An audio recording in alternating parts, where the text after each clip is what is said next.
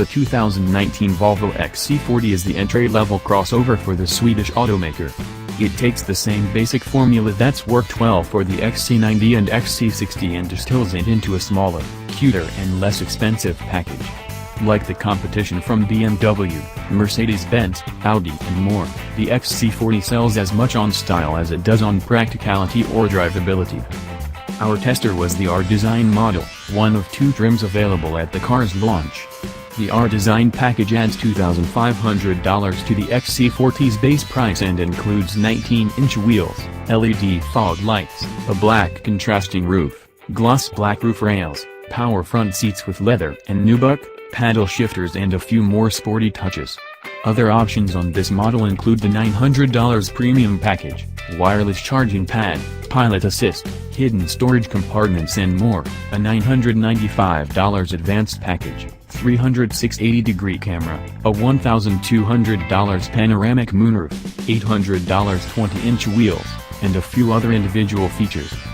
I'm a huge fan of the 90 series Volvos, XC90, S90, V90, because they provide serene driving experiences without being overly cushy and floaty. The XC40 doesn't deliver on that. Instead, it seems Volvo tried to make it a little sportier, and as a result it feels compromised. The ride is a bit stiff and bumpy. The body moves around more than it should over pavement imperfections.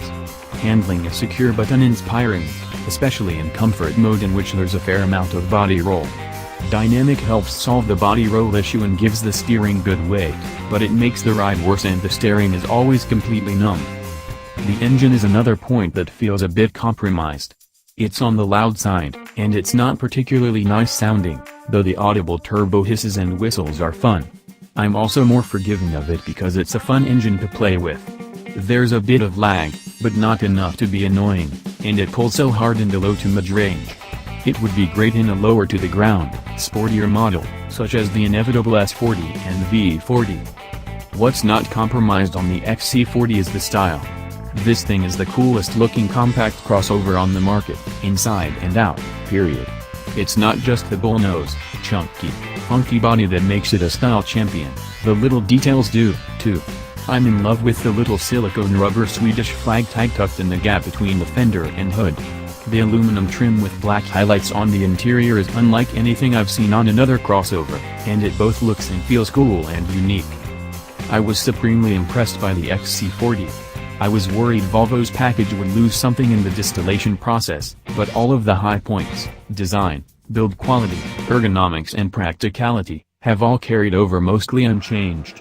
Sure, some of the materials on the interior are cheaper than what you get in larger siblings, but it's also a crossover that starts at just over $35,000. It also looks and feels better than any of the German competition. I think it drives well too. Sure, the steering is a bit lifeless, but it's direct and weighted well. I'm not going to be carving canyons or doing hot laps at Sika. I just want something that has a little life around town. I also think the ride quality is pretty good. Better in some aspects than the XC60 and XC90. Both of those can be harsh and uncompromising, especially with larger diameter wheels. The XC40, despite having optional 20s, is firm but not backbreaking. It also feels pretty composed on rough pavement. This engine is a real peach. The exhaust note is a little rough, but it's really responsive, especially off the line. That's true even in comfort mode. The 8-speed is fine, though it seemed to be working a little harder than I would like.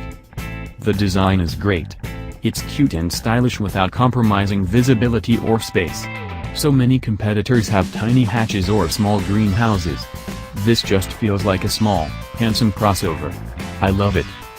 Thanks for watching. Don't forget to subscribe.